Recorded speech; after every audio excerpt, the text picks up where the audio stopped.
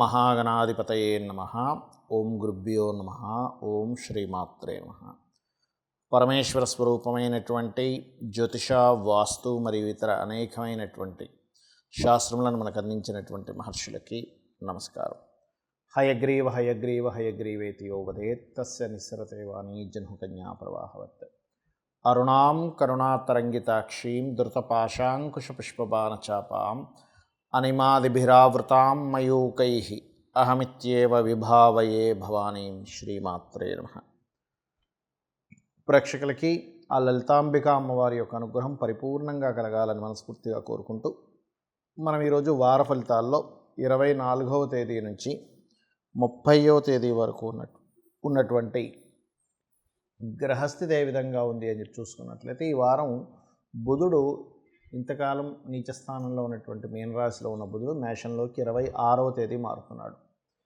అలాగే మేషంలో గురువుతో కలిసి ఉన్నటువంటి బుధుడు 26వ తేదీ నుంచి, అంతకుముందు బుధుడు రవి రాహువుతో కలిసి మీనంలో ఉన్నాడు. అలాగే చంద్రుడు ఈ వారం మొత్తం కూడా సింహరాశి నుంచి వృశ్చిక రాశి వరకు ప్రయాణం జరుగుతుంది. కన్యారాశిలో కేతువు, కుంభరాశిలో శుక్ర శని కుజుల యొక్క సంచారం జరుగుతుంది. ఇక ఈ యొక్క గ్రహస్థితిని అనుసరించి ద్వాదశ లగ్నాల వాళ్ళకి, లగ్నం తెలియని వారి రాశివారు ముఖ్యంగా ఏ విషయాలు మీకు బాగా కలిసి రానున్నాయి, ఏ విషయాల పట్ల మీరు జాగ్రత్త తీసుకోవాలి, దేవతా ఆరాధన, గోసేవ, గ్రహారాధన ఏం చేసుకోవాలనేటువంటి విషయాన్ని మనం ఒక్కొక్కటిగా తెలుసుకుందాం. వృశ్చిక లగ్నము, వృశ్చిక రాశి. వృశ్చికం వారికి కనుక చూసుకున్నట్లయితే రాశినాథుడు లగ్నాధిపతి అయినటువంటి కుజుడు చతుర్థ స్థానంలో ఉన్నాడు. సర్వసాధారణంగానే వృశ్చికం వారికి అర్ధాష్టమ శని నడుస్తుంది. ఈ అర్ధాష్టమ శని యొక్క ప్రభావం ఏమిటి అంటే, కొద్దిగా నింద, అంటే చెయ్యని పనికి, చెయ్యని విషయానికి మీరే చేశారు, మీ వల్లే ఇలా జరిగింది, మీరు ఆ రోజు ఆ నిర్ణయం తీసుకోకపోతే బాగుండు అనేటువంటివి కాస్త కథనాలు మీ చుట్టూ తిరుగుతూ ఉంటాయి. దాని గురించి పట్టించుకోకుండా మీరు చేయవలసింది ఏమిటంటే, శివాలయానికి వెళ్ళి చక్కగా మీరు చందనము శివునికి రాయడం కానీ, చందనము కలిపినటువంటి నీటితో అభిషేకం కానీ చేయండి. అన్ని విధాలా బాగుంటుంది అలా చేసినట్లయితే. మరియు దాంతోపాటు దుర్గా ఆరాధన కూడా చేయండి. అయితే ఇక్కడ ఫైనాన్షియల్గా చూసుకున్నట్లయితే లాభాధిపతి వచ్చి గురువుతో కలుస్తున్నాడు. కాబట్టి గతంలో ఏవైతే ఇంకా నష్టపోయాం, ఇంకా రావనుకునేటువంటివి కూడా కొంతవరకు వాటికి సంబంధించిన విషయంలో కొంతవరకు లాభాలు రావడము, ఫైనాన్షియల్గా కొంత బిజినెస్ మూలంగా కొంతవరకు కలిసి రావడం అనేటువంటి చాలా స్పష్టంగా గోచరిస్తుంది. అదేవిధంగా సంతాన సంబంధించిన విషయంలో కొద్దిగా స్ట్రెస్ ఉంటుంది. ఎందుకంటే మీకు 5 కంటే 4వ స్థానంలో అధిక గ్రహాలు ఉన్నాయి కాబట్టి, మరియు కాస్త అంటే తెలియకుండానే సిబ్లింగ్ వరుస వాళ్ళతో తెలియని చిన్న ఈగో క్లాషెస్, అది కూడా వాళ్ళ ఫ్రెండ్స్ మూలంగా ఏదైనా ఈగో క్లాషెస్ రావడం, ఇటువంటివి గోచరిస్తున్నాయి. విదేశాల్లో ఉండేటువంటి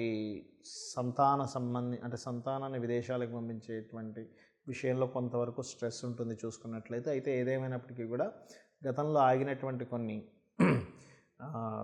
కన్స్ట్రక్షన్ రిలేటెడ్ సంబంధించిన మరలా కాస్త రీస్టార్ట్ అయ్యేటువంటి యోగం చూపిస్తుంది. మరియు మరొక విషయం ఏంటంటే, ఇక్కడ గమనించుకున్నట్లయితే మీ యొక్క జీవిత భాగస్వామికి ఇప్పుడున్నటువంటి గ్రహస్థితి ఏదైతే శుక్రుడు శనితో కలిసి ఉంటున్నాడో, కొత్త ఉద్యోగ అవకాశాలు మీ యొక్క జీవిత భాగస్వామికి వచ్చేటువంటి యోగం బలంగా కనిపిస్తుంది. మరియు భాగ్యస్థానంలో గురువు యొక్క సంబంధం భాగ్యాన్ని కనెక్టివిటీ చేస్తుంది. కాబట్టి ఇక్కడ ఏంటంటే భాగ్యాన్ని, దశమాన్ని కూడా అది కనెక్ట్ అవుతున్నాయి. కాబట్టి ముఖ్యంగా ఇక్కడ విదేశీ కంపెనీలు, విదేశీ సంబంధించినటువంటి ఉద్యోగ అవకాశాలు చక్కగా యోగిస్తున్నాయి. అంటే బయట దేశాలకు వెళ్ళి ఉద్యోగం చేద్దాం అనుకునేటువంటి వారికి ఇది సరైనటువంటి సమయంగా మనం చెప్పుకోవచ్చు. కాకపోతే ఇక్కడ లాభస్థానంలో కేతు ఉండడం అనేటువంటిది ఒక రకంగా మంచిదే, ఒక రకంగా కొంత స్ట్రెస్ ఇస్తుంది ఏది మన ఈ విషయంలో. కాబట్టి కాస్త ఏంటంటే అది భూతత్వ రాశి అయింది కాబట్టి, ముఖ్యంగా రియల్ ఎస్టేట్ రంగాల్లో ఉండేటువంటి వారు, రైతులకి గతం నుంచి పడుతున్న ఇబ్బంది కంటిన్యూ అవుతున్నప్పటికీ ఇప్పుడు కొంతవరకు ఊరట అనేటువంటిది లభిస్తుంది చూసుకోండి. అలాగే మీరు ఇన్వెస్ట్మెంట్ చేసేటప్పుడు ఏదైనా ఘర్షణ సంబంధంగా, అంటే ఈ ఇన్వెస్ట్మెంట్ వల్ల, ఇక్కడ ఈ భూమి కొనడం వల్ల ఏదైనా ఘర్షణ వస్తుందా, గొడవలు ఏమైనా ఉన్నాయి. ఎందుకంటే ఇక్కడ మీకు 12వ అధిపతి ఇన్వెస్ట్మెంట్స్ కారకుడు శుక్రుడు వెళ్ళి ఘర్షణ సంబంధించినటువంటి గ్రహాల మధ్యన కూర్చున్నాడు. కాబట్టి ఏమవుతుంది, తెలియకుండా ఇన్వెస్ట్మెంట్స్ అంతా ఈ కబ్జా, గొడవలు ఉన్న దాంట్లో తీసుకెళ్ళి పెడతారు. అక్కడ మొత్తం గందరగోళంగా ఉంటుంది పరిస్థితి. అటువంటివి ఏమైనా చేస్తున్నారా అనేటువంటిది ఒక్కసారి మీరు తెలుసుకోండి. అలాగే మరొక విషయం ఏంటంటే ఇక్కడ గమనించుకున్నట్లయితే ఇక్కడ ఈ యొక్క రాశినాథుడు ఎవరైతే ఉన్నారో ఈ కుజుడు చతుర్థంలో ఉన్నందుకు కొద్దిగా వాహనం మీద వెళ్ళేటప్పుడు కూడా కాస్త జాగ్రత్తగా ఉండండి. ముఖ్యంగా ఏంటంటే చతుర్థ స్థానం అనేటువంటిది పంచమానికి వ్యయ స్థానం కాబట్టి కొంచెం ఈ బీపీ లెవెల్స్ కాస్త ఎక్కువగా ఉన్నవారు కాస్త జాగ్రత్తగా ఉండాలి. బట్ ఏదేమైనప్పటికీ కూడా మీరు దుర్గా ఆరాధన సూర్యభగవాను చూస్తూ దుర్గానామాలు కనుక చదువుకున్నట్లయితే అన్ని విధాలా బాగుంటుంది. చాలామందికి జాతకం లేదండి, మరి ఇప్పుడు మేము ఎలాగా అని చెప్పి అడుగుతూ ఉన్నారు. ఒకటే చెప్తాను, గుర్తుపెట్టుకోండి. నవగ్రహాలు కూడా ఒక్కొక్క గ్రహము ఒక్కొక్క సంబంధించినప్పుడు ఎనర్జీని మనకి ఫామ్ చేస్తూ ఉంటాయి. ఇది బాగా గుర్తుపెట్టుకోండి. మీకు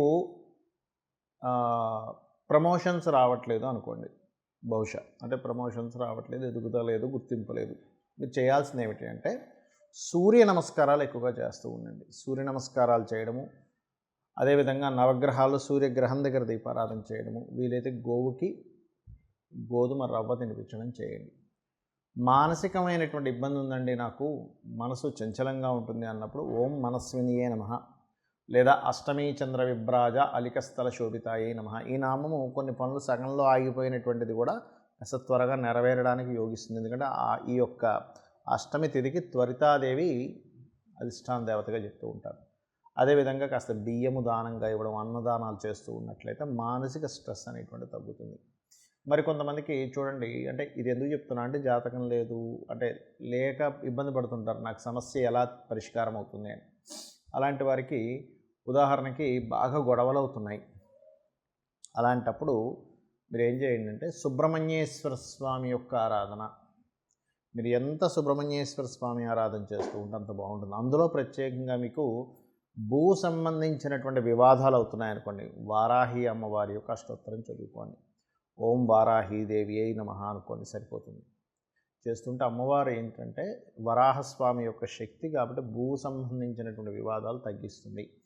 అది కూడా మంగళవారాలు చేస్తే ఇంకా చక్కగా పనికి వస్తుంది. గోవు క్యారెట్లు తినిపించండి. కొంతమందికి వ్యాపారంలో కలిసి రాదు సరిగ్గా, అలాంటప్పుడు విష్ణు సహస్రనామాలు చేస్తూ వ్యాపారాల్లో బాగా అప్పులు అవుతున్నాయి అన్నప్పుడు ఓం అపర్ణాయై నమః అనే నామస్మరణ కనుక చేసినట్లయితే 100% మీ యొక్క అప్పులు తీరిపోవడం జరుగుతుంది. అలాగే దత్తాత్రేయుడి యొక్క ఆరాధన, దత్త చరిత్ర పారాయణము, దిగంబర దిగంబర శ్రీ పాదవల్లభ దిగంబర అనే నామస్మరణ కనుక చేసినట్లయితే మీకు ముఖ్యంగా సంతాన సంబంధించినటువంటి ఇబ్బందులు ఏమైనా తగ్గడము, కోర్టు కేసు వ్యవహారాలు తగ్గడం, ముఖ్యంగా కోర్టు కేసు వ్యవహారాలకి జయ గురుదత్త శ్రీ గురుదత్త అనే నామస్మరణ చేయండి. కొంతమందికి వివాహం అవ్వదు శుక్రబలం లేకపోవడం వల్ల, అలాంటప్పుడు వివాహ సంబంధించిన విషయాలు ఎంత ప్రయత్నం చేస్తున్నా అవ్వవు, ముఖ్యంగా పురుషులకి. అలాంటప్పుడు చేయవలసింది ఏమిటి అంటే లలితా సహస్రనామాల్లో ఓం కామేశబద్ధ మాంగళ్య సూత్రశోభిత కందరాయై నమః అనే నామస్మరణ చేయండి. రోజు ఒక 40 నిమిషాలు చేయండి. ఏ మంత్రమైనా కూడా, ఏదో 5 నిమిషాలు చేశాను లేకపోతే 11 సార్లు చేశానంటే అది పని చేయదు. ఎలా అంటే చూడండి, మన బాడీ బాగా స్టిఫ్గా చక్కగా తయారవ్వాలంటే జిమ్కి వెళ్ళి ఒక అరగంట, గంట, 2 గంటలు వర్కౌట్ చేస్తాం. అంతేగాని ఒక 5 నిమిషాలు ఇల్లు వచ్చేస్తానంటే నా బాడీ స్టిఫ్గా అవ్వాలంటే అవ్వదు. ఎందుకు అవ్వదు? ఆ సమయం సరిపోదు. బాడీ మంచి కండలు తిరిగినట్టు అవ్వాలంటే ఒక 2 అవర్స్ స్పెండ్ చేయాలి కనీసం 1 అవర్ అయినా స్పెండ్ చేయాలి. అది ఎలాగో మంత్రం కూడా అంతే, గుర్తుపెట్టుకోండి. ఎంత ఎక్కువసేపు చేస్తూ ఉంటే అంత మంచి ఫలితం వస్తుంది, గుర్తుపెట్టుకోండి. కనీసం మీకు జిమ్ అయినా మరి 2 గంటల కంటే ఎక్కువ చేస్తే ఓవర్ అయిపోయి ఇబ్బంది పడవచ్చు, కానీ మంత్రానికి అలాంటిది ఉండదు కాబట్టి చేయండి. అదేవిధంగా కొంతమందికి ఏలినాడు శని నడుస్తుందండి, మా పేరు రీత్యా లేకపోతే నా రాశి రీత్యా అని బాధపడుతూ ఉంటారు. ఏ పని చేసినా కలిసి రావట్లేదు. ఒకటే గుర్తుపెట్టుకోండి, మీకు దగ్గరలో శివాలయం ఉన్నట్లయితే శివాలయానికి వెళ్ళి అక్కడ చక్కగా నూనె ఒక 1/2 కిలోనో 1/4 కిలోనో మీ స్తోమత బట్టి చక్కగా నూనె తీసుకోండి.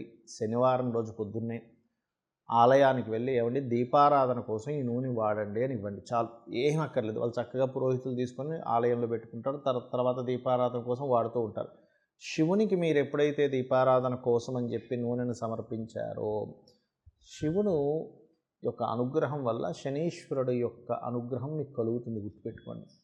అదేవిధంగా రాహుకేతువుల దోషాలు ఉంటాయి కొంతమందికి. అంటే రాహుదోషం ఉన్నప్పుడు ఏమవుతుందంటే మోసపోవడాలు కానీ లేకపోతే భ్రమలో బ్రతకడం కానీ, ఏమవుతుందో అర్థం కాని స్థితిలోకి వెళ్ళిపోవడం కానీ, ఒక సుడిగుండంలోకి వెళ్ళిపోయినట్టుగా అప్పులు ఎక్కువైపోయి చుట్టూ 4 దిక్కుల నుంచి ప్రాబ్లమ్స్ వచ్చేసి ఆయనకి ఏం చేయాలో అర్థం కాక ఒక స్థితిలోకి వెళ్ళిపోతుంటారు. అలాంటప్పుడు ఒక్కటే ఒక మార్గం గుర్తుపెట్టుకోండి. అదేమిటంటే ఓం దుమ్ దుర్గాయ నమః. దుర్గాదేవిని సాక్షాత్ అమ్మవారు నా తల్లి అనుకొని భావిస్తూ ఓం దుమ్ దుర్గాయ నమః. నా తల్లి నాకు ఉండగా నాకేంటి భయము అన్నట్టుగా దుర్గాదేవిని తలుచుకోండి. ఖచ్చితంగా అమ్మవారు మీ యొక్క స్థితిని ఒక మాయ తొలగించినట్టుగా తొలగించేసి మీకు తెలియని ఒక ధైర్యాన్ని ఇస్తుంది. ఇక్కడ ఏమవుతుందంటే సిచ్యువేషన్స్ అందరికీ ఉంటాయి. బ్యాడ్ సిచ్యువేషన్స్, గుడ్ సిచ్యువేషన్స్ అందరికీ ఉంటాయి ప్రపంచంలో. ఎవరైతే ఆ మాయలో పడకుండా ఇది శాశ్వతం కాదు, దీని నుంచి నేను ఖచ్చితంగా బయటపడతాను, నేను అమ్మవారిని నమ్ముకున్నాను, నా ప్రయత్నం నేను నమ్ముకున్నాను, ఎవరైతే ఆ ప్రయత్నం కూడా అమ్మవారే అని ఎవరైతే భావించి ముందుకు వెళ్తారో ఖచ్చితంగా వారు బయటపడతారు. గుర్తుపెట్టుకోండి. అది దానికి నామం ఏమిటి? ఓం దుమ్ దుర్గాయ నమః. ముఖ్యంగా రాహుగ్రహం దగ్గర దీపారాధన చేసి రోజు ఒక అరగంట సేపు కూర్చొని చేయండి. ప్రతిదీ ఆటంకం అండి. అందరికీ తెలుసు ఆటంకాలను తొలగించే భగవంతుడు ఎవరు? మనకి గణపతి. ఓం గం గణాధిపతయే నమః. మీకు ఎటువంటి ఆటంకమైనా గుర్తుపెట్టుకోండి, ఎటువంటి ఆటంకమైనా సరే తొలగించడం ఆయన బాధ్యతగా తీసుకొని మిమ్మల్ని ఆటంకాల నుంచి బయటపడేస్తారు. అయితే ఇప్పుడు ఇవన్నీ నేను చెప్పినవి ఏవైతే ఉన్నాయో ఇవన్నీ కూడా ధర్మబద్ధమైనవైతేనే మీకు ఫలిస్తుంది. అధర్మంగా ఏదో నేను కబ్జా చేసుకుంటున్నాను, కబ్జా చేసుకుంటే ఆ ఓనర్ వచ్చి నన్ను కబ్జాను తీసేస్తున్నాడు, ఈ ఆటంకం తొలగించి స్వామి అంటే గణపతి తొలగించడు. గుర్తుపెట్టుకోండి. నేను ఏదో కబ్జా ల్యాండ్ నాకు రావాలని వరాహస్వామిని చేస్తే వరాహ అమ్మవారు ఏమి ఇదవ్వదు. కాబట్టి ఏంటంటే ఇక్కడ గుర్తుపెట్టుకోవాల్సిన విషయం ఏంటంటే మీకు ధర్మబద్ధమైనటువంటిది అయినది ఏదైనా కానీ మీరు ఈ మంత్రం కనుక జపించగలిగితే, గోసేవ చేయగలిగితే, స్వామివారిని భక్తి శ్రద్ధలతో మీరు కనుక అడగగలిగితే ఖచ్చితంగా 100కి 100% 1% కూడా తగ్గకుండా ఈ పని జరిగి తీరుతుంది. శ్రీమాత్రే నమః.